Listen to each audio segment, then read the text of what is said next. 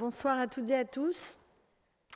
Je suis très heureuse de vous accueillir ici à l'Hôtel de Région au nom de son président Fabrice Panckoucke et en mon nom bien sûr. Donc, je m'appelle Sandrine Schex et je suis vice-présidente de la région Auvergne-Rhône-Alpes, déléguée au handicap, à l'action sociale et à la lutte contre les violences faites aux femmes. Et je suis plus particulièrement motivée et présente ici pour accompagner ce magnifique projet, ce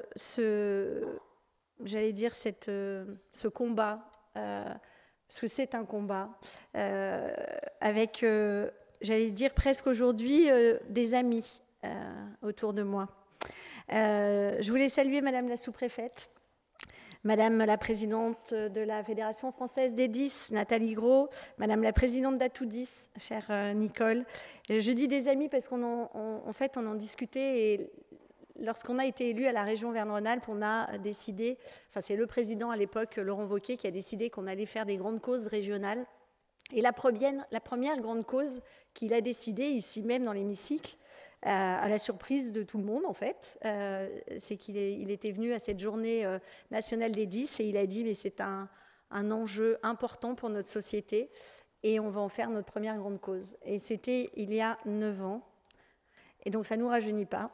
Mais même si en 9 ans, on n'a pas forcément avancé aussi vite qu'on aurait voulu, il y a énormément de travail qui a été réalisé par l'ensemble des acteurs que vous êtes, l'ensemble des acteurs qui se sont mobilisés dans cette association Atoudis, qui a la particularité de réunir à la fois des familles, des acteurs de l'enseignement, mais aussi de la recherche. Et ça, c'est vraiment une grande richesse pour cette association.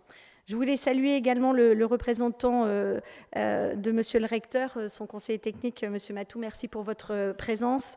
Et je voulais faire un petit clin d'œil à Raphaël Glaby, le directeur de l'autonomie de l'ARS, qui aurait dû être parmi nous, mais qui a eu un petit empêchement. Qui n'est pas grave et je lui souhaite un bon rétablissement. Donc depuis 2017, soyez assurés que cette équipe, cette Dream Team d'Atoudis n'a rien lâché. Rien lâché, elles sont déterminées. Elles n'ont de cesse que d'aller taper aux portes des ministères. Et c'est pas simple parce que ça change souvent d'interlocuteur, surtout ces dernières années. Mais elles ne lâchent rien et à chaque fois qu'elles franchissent une porte, elles laissent une petite graine qu'elles ne cessent d'arroser. Et finalement, on se rend compte qu'aujourd'hui, le sujet des 10 et le sujet notamment porté par la Fédération française des 10 et Atoudis est bien dans les esprits de tous les interlocuteurs que vous avez mobilisés et que vous avez, je dirais, presque bousculés, mais dans le bon sens du terme, afin que les troubles 10, qui sont souvent invisibilisés, mais dont on mesure la souffrance du quotidien, le parcours du combattant, soit vraiment à l'esprit de l'ensemble des acteurs politiques, institutionnels, mais aussi des acteurs économiques, puisque lorsqu'on est 10, on grandit 10, on est enfant 10, mais on est aussi adulte 10, on est élève 10, mais on est aussi un professionnel 10. Et c'est important que même au niveau de l'économie et du monde économique, ce soit bien pris en compte. Moi, je ne voulais pas être trop longue, mais je voulais vraiment souligner l'engagement de la région Auvergne-Rhône-Alpes dans cette grande cause, à la fois par ma présence autant que je le peux sur l'ensemble des manifestations et des réunions de travail que nous conduisons ensemble, mais aussi parce qu'on essaye avec notre propre réseau de partenaires de mettre le sujet des 10 systématiquement sur la table, si je puis dire, pour qu'on puisse aussi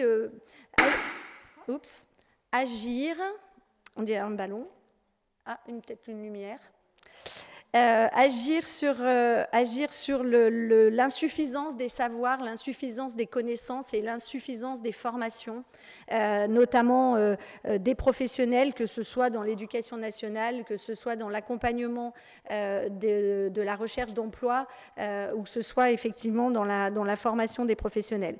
C'est une souffrance, je le disais, je l'ai mesurée à la rencontre et avec le témoignage des différentes personnes que j'ai pu rencontrer et avec qui j'ai pu partager de grands moments d'émotion, mais également de fierté.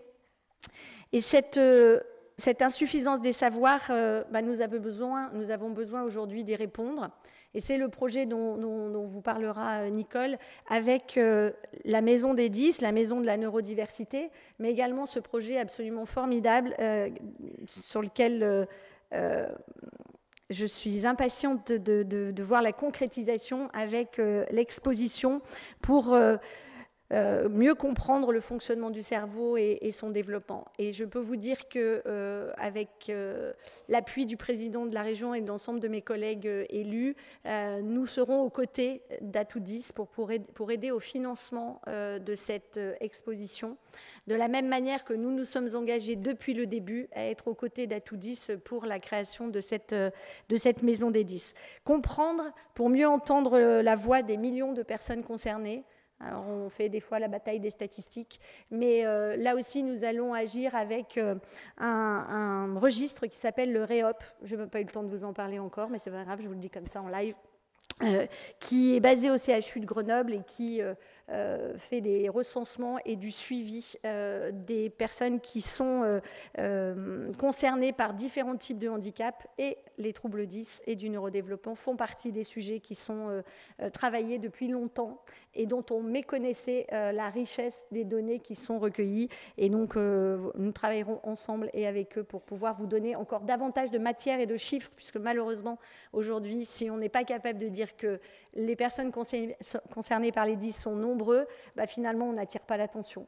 Mais là, on sait qu'ils sont nombreux et il faut absolument agir. Donc, je voulais vraiment vous remercier cette Dream Team qui me tient à cœur et vraiment l'ensemble de tous ceux qui sont engagés dans Atoudis, mais aussi vous tous. Vous êtes très nombreux ici, ce qui apporte une fois de plus la preuve de l'importance de ce sujet de santé publique, de ce sujet d'enjeux de société sur lesquels il faut que nous nous mobilisions tous. Et le fait de vous voir si nombreux, ça nous donne encore plus d'énergie et de détermination, et c'est ensemble que nous serons acteurs du changement pour modifier, améliorer le parcours de vie de tous ceux qui sont concernés.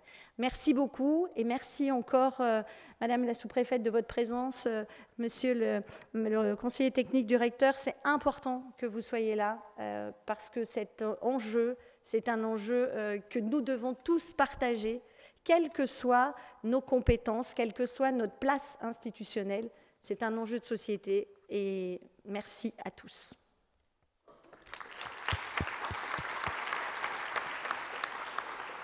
Merci Sandrine. Alors c'est toujours agréable de parler après toi parce que tu fais toutes les présentations, tous les remerciements. Mais je voulais te remercier parce qu'effectivement, comme tu le dis, on commence à avoir un mariage qui est toujours un mariage d'amour malgré le temps qui passe.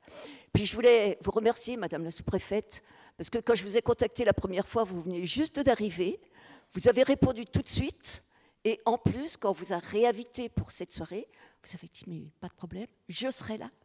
Donc du fond du cœur, on vous remercie, parce que savoir que vous, qui représentez l'État, vous vous intéressez à ce projet, on se dit vraiment, les choses commencent à bouger.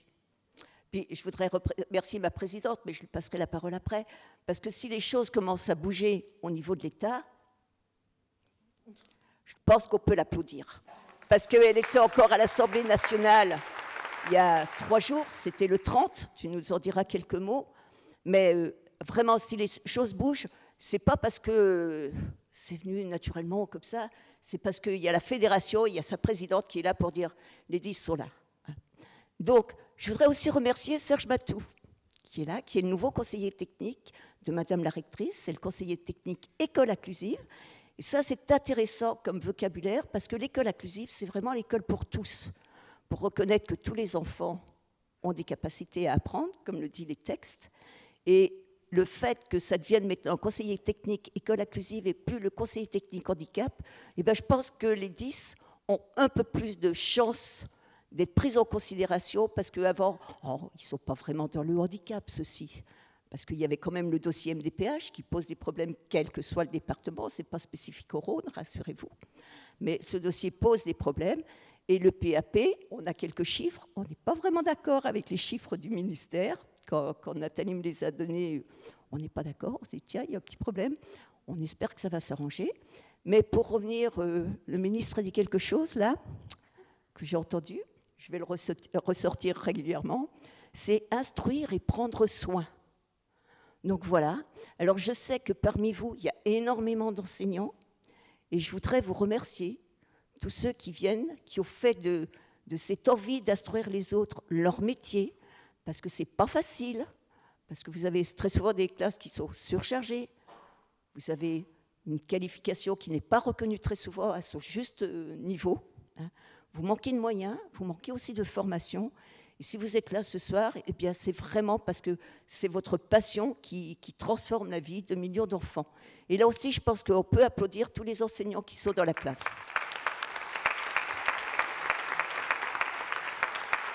Et puis, non seulement il y a des enseignants, mais il y a aussi des professionnels de la santé, des professionnels du soin, puis il y a les chercheurs du Centre de recherche en neurosciences de Lyon. Il y a la sous-directrice qui est là, il y a d'autres chercheurs, il y en a qui vont intervenir. Et on a un réel plaisir à bâtir avec eux l'exposition dont on va vous parler dans un petit moment. Je ne vais pas aller plus loin, si un petit clin d'œil aussi à Raphaël Glaby qui nous accompagne. Et puis l'ARS, ça nous accompagne aussi financièrement maintenant. On va en parler tout à l'heure. Ça, c'est aussi un signe fort pour notre projet et pour l'évolution de l'état d'esprit de la société. Et là, je vais passer la parole. Ah oui, j'ai oublié Clermont-Ferrand. Oui, parce que c'est retransmis en direct à Clermont-Ferrand et je demandais il n'y a pas très longtemps si c'était bien mis. Oui, on salue toute l'équipe de Clermont-Ferrand qui a organisé ça et on aura le plaisir de les retrouver. C'est eux qui vont poser les premières questions à la fin. Donc, on peut les applaudir aussi. Ce qui veut dire simplement, c'est qu'à partir d'une idée qui date de 2017, puisque les troubles 10, c'était la grande cause régionale de 2017, à partir d'une idée de 2017, comme tu l'as dit, elle a mis du temps, elle a fait son chemin, mais maintenant, c'est quelque chose qui est inscrit et qui ne bougera plus. Et je fais stop, je passe la parole à Nathalie. Donc, vous avez compris que j'étais Nathalie Gros, la présidente de la Fédération française EDIS.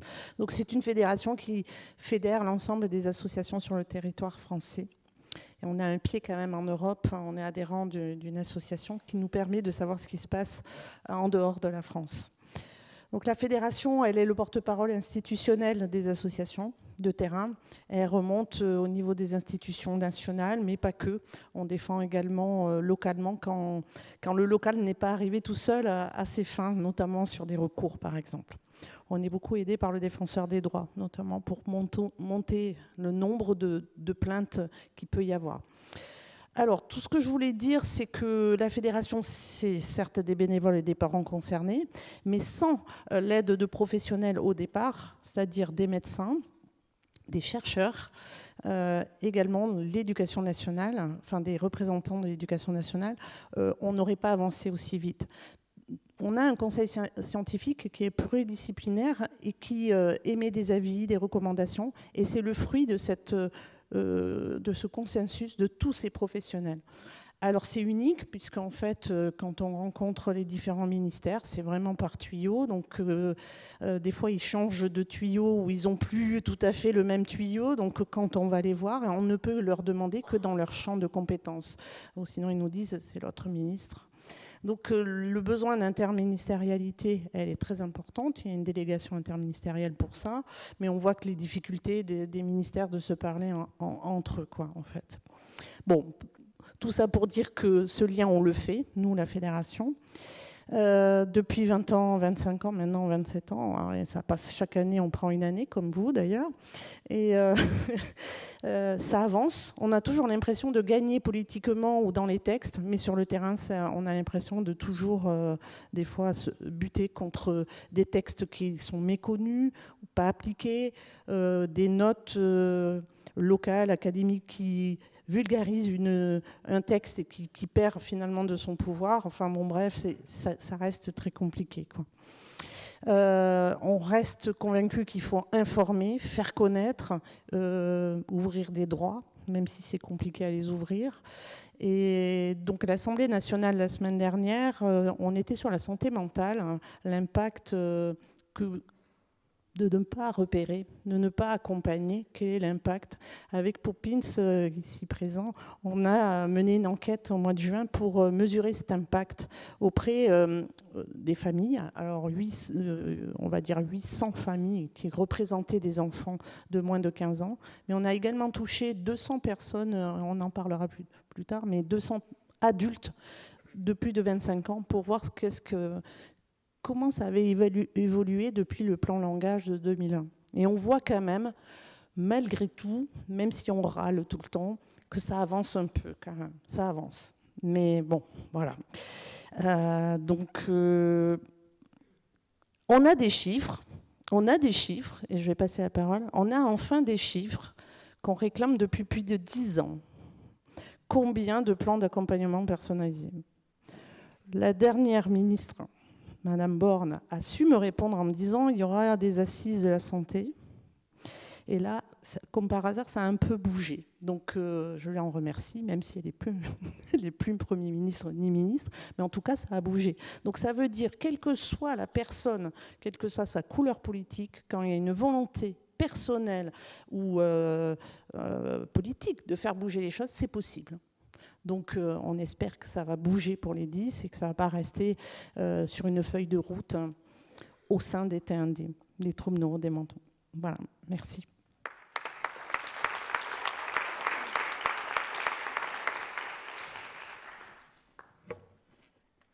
Madame la vice-présidente de la région, Madame la présidente de la Fédération française des 10, Madame la présidente d'Atout 10, je salue également donc, le représentant de la rectrice. J'excuse évidemment le représentant de l'ARS, mais qui avait bien prévu d'être présent et comme vous l'avez rappelé, est vraiment partenaire du projet. Je salue l'ensemble des professionnels présents, quel que soit leur domaine, on l'a dit tout à l'heure, chercheurs, professionnels de santé, éducation. Chers partenaires, chers toutes et tous, je voudrais donc tout d'abord remercier Madame la vice-présidente pour son accueil ici à l'hôtel de région.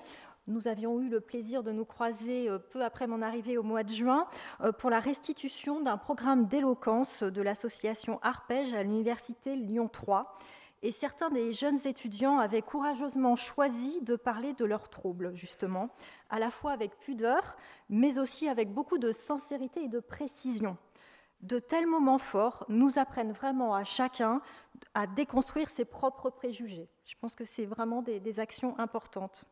Un grand merci ensuite, Madame la Présidente d'Atout 10, pour votre invitation à cette soirée qui est devenue, je crois, un rendez-vous incontournable du calendrier. Parler des troubles du neurodéveloppement, en débattre, en faire un objet de politique publique inscrit sur le long terme, et vous l'avez rappelé, c'est une démarche vraiment de longue haleine, c'est déjà assurément une victoire sur ces troubles.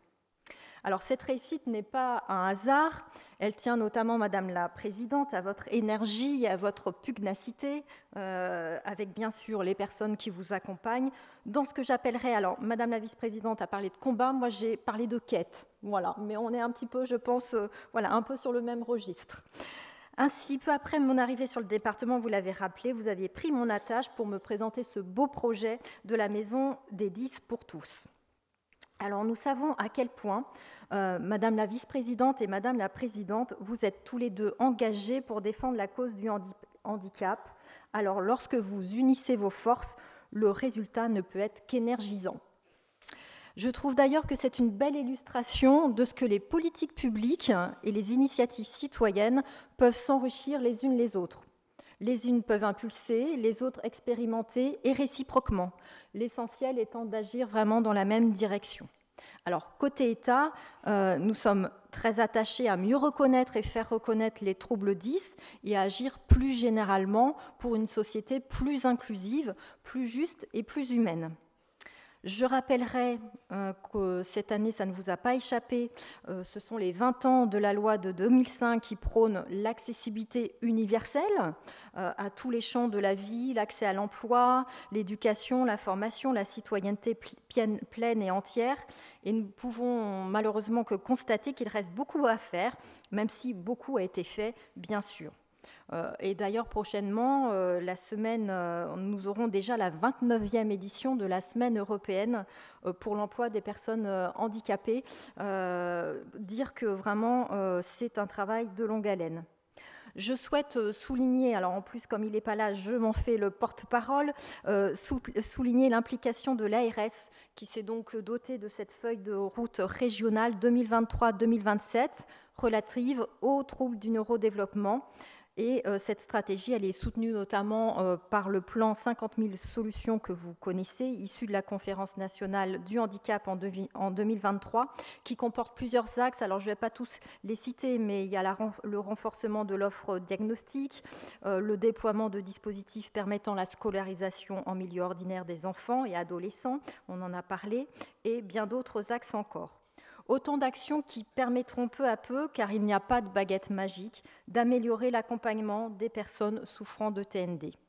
D'autres actions visent plus spécifiquement les personnes qui présentent des troubles 10 et TDAH, soutenir une demande de recommandation, par exemple au niveau des recommandations de bonnes pratiques spécifiques aux troubles 10 auprès de la Haute Autorité de Santé. J'imagine que vous êtes pleinement partie prenante de cette action notamment.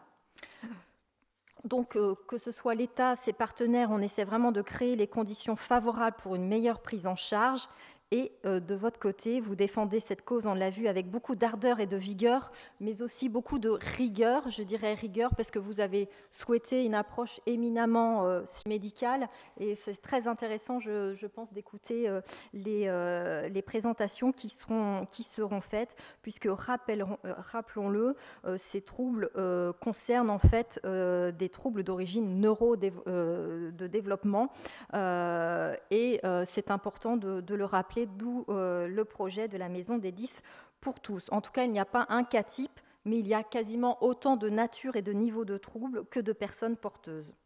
Alors, ces troubles restent encore en partie un défi pour la science, et je remercie tous les professionnels, les chercheurs, les scientifiques qui consacrent une partie de leur vie professionnelle ou de leur vie tout court à l'étude de ces cas. Mais vous l'avez rappelé aussi, Madame la Vice-présidente, ces troubles posent des défis pour la science, mais pour la société tout entière. C'est des défis humains immenses, défis de parentalité, défis pour l'éducation, à tous les stades, défis pour l'emploi aussi, vous l'avez dit.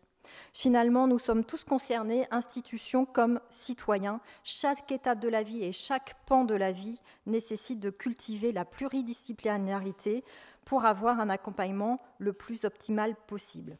Alors, il y a quand même des dispositifs concrets et efficaces qui sont déployés, notamment, je parlerai du sujet de l'école avec les plateformes de coordination et d'orientation. Il y en a 3 sur le département du Rhône, 3 PCO. Les pôles d'appui à la scolarisation, les PASS, qui se mettent également en place, les places de CESAD. Et je voulais saluer également les efforts de l'Éducation nationale et l'investissement du personnel d'éducation dans tous ces dispositifs. Toutes ces offres de services concourent à améliorer le repérage, le diagnostic et l'accompagnement de ces troubles, dont les troubles 10. En tout cas, merci beaucoup pour la qualité des interventions qui vont suivre. Nul doute que cette soirée enrichira nos savoirs et nos compétences en croisant nos regards. Un grand merci à chacune et à chacun pour votre présence aujourd'hui à Lyon ou à Clermont-Ferrand. Et je vous souhaite à toutes et tous une soirée riche, intense et ouverte.